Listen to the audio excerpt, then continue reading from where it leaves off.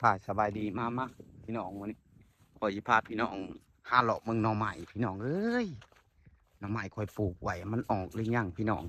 เบิ่งบ่อก็อุดมสมบูรณ์พี่น้องเอ้ยผู้สายสิงลิงบ่อปูบ่อปลาของเฒ่าแก่คอยพี่น้อง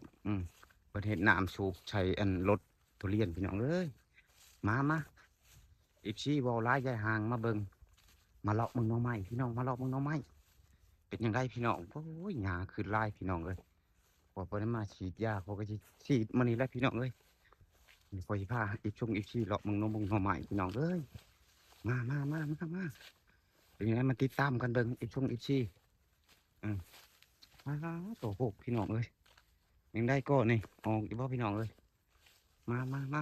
เบิ่งอีกก้อนนี่ก็ป้อนนี่ของตัวแกคอยปลูกพี่น้องนี่อ๋อนี่พี่น้องนี่หน่อไม้นี่ป้อนโตพี่น้องเอ้ย ตอนเที่ยงก็สิมาแกล้งแซ่บๆพี่น้องส่งอีกทีเบิ่งพี่น้องนี่เบิ่งเอาพี่น้องนี่โอ้โถโอ้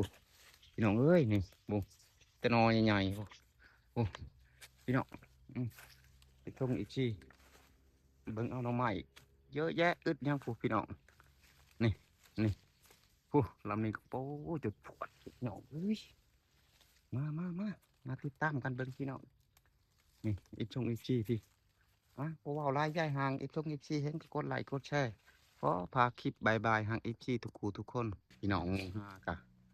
ถึงเอ้าผู้ผู้ผู้โอ้จุดถวดอยู่ผู้ชงอีกทีเลยมาผู้ใดบ่ทันได้เห็นน้ำมุงน้ำใหม่ก็กดติดตามเด้อพี่น้องเด้อน้ำเบาแม่นพี่น้อง